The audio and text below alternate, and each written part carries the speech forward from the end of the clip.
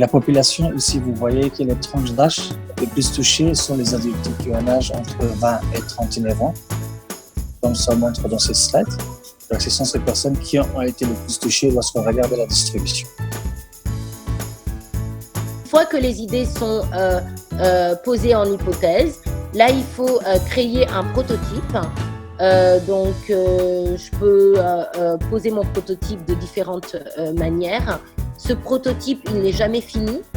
Vous voyez qu'il y a des flèches qui vont dans tous les sens parce que quand on va parler de processus itératif, c'est qu'on avance, on recule, on revient, on saute. Et donc, je vais créer mon prototype, je vais le tester, mais au moment où je vais le tester, je vais avoir des feedbacks qui vont me faire revenir à la phase d'empathie où je vais devoir me remettre dans les baskets de mon client parce qu'il y a quelque chose qui n'a pas fonctionné comme j'avais posé l'hypothèse.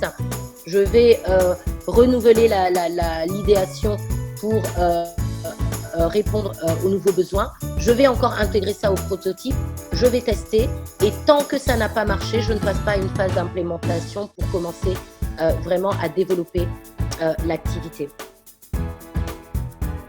Qui te parle de gérer son stress à un moment de la prise de parole et je t'avoue que moi j'en lis quelques-uns parfois parce que je suis une grande stressée. Je pense que l'idée, le bon sens, ça va être de te reconnecter à ton intention. Qu'est-ce que tu viens apporter à ton auditoire? Il ne s'agit pas de toi, il ne s'agit pas de ta personne. Il s'agit du message que tu portes. Et ce message-là, il faut qu'il soit entendu.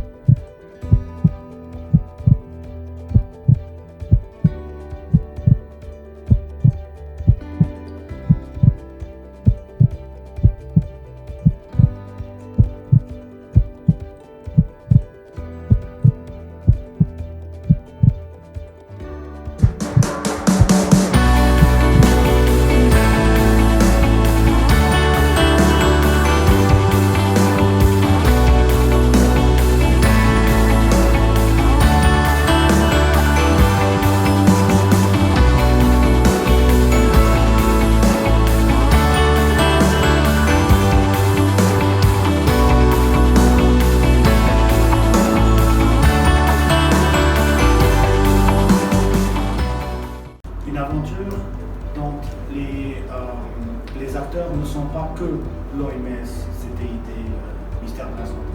Les acteurs, c'est Djibouti. Les acteurs, c'est les gens qui sont là, qui sont engagés pour leur pays. Certains ont toutes les capacités, certains sont en train de développer ces capacités. C'est 4, mais je peux vous dire qu'il y avait beaucoup d'idées, beaucoup d'innovations. Il faut juste qu'on se donne le temps et le moyen pour polir ces diamants. Et ça va être une richesse pour vous et une richesse pour le pays aussi. Je veux vraiment saluer le CTID qui a tout fait. Franchement, je ne sais pas si les plus hautes autorités de ce pays savent ce qu'ils ont un centre comme ça. Ils ont un incubateur qui peut vraiment polir ces diamants. Et je peux vous dire que je le dis avant l'entendeur et ça ne va pas s'arrêter là. Je veux remercier toute l'équipe du CTID, les partenaires aussi qui ont travaillé à nos côtés. Je veux remercier l'équipe de l'AMS qui a fait un travail exceptionnel. Mais surtout, ce que je salue aujourd'hui, c'est la collégialité. C'est d'y avoir cru depuis le départ, d'avoir fait tout ce qu'on pouvait pour le réussir. C'est vraiment un plaisir et un honneur pour moi d'être parmi vous aujourd'hui. Vraiment pour célébrer un moment qui ne vient pas tous les jours, que je n'ai pas vécu auparavant à Djibouti. C'est la première fois que je vis un moment comme ça, avec des jeunes qui ont réussi quelque chose. J'ai été très ravi pendant des discussions de voir qu'on avait trouvé ces diamants bruts et qu'avec nos collègues du CTID et autres, on était embarqués dans le polissage de ces diamants.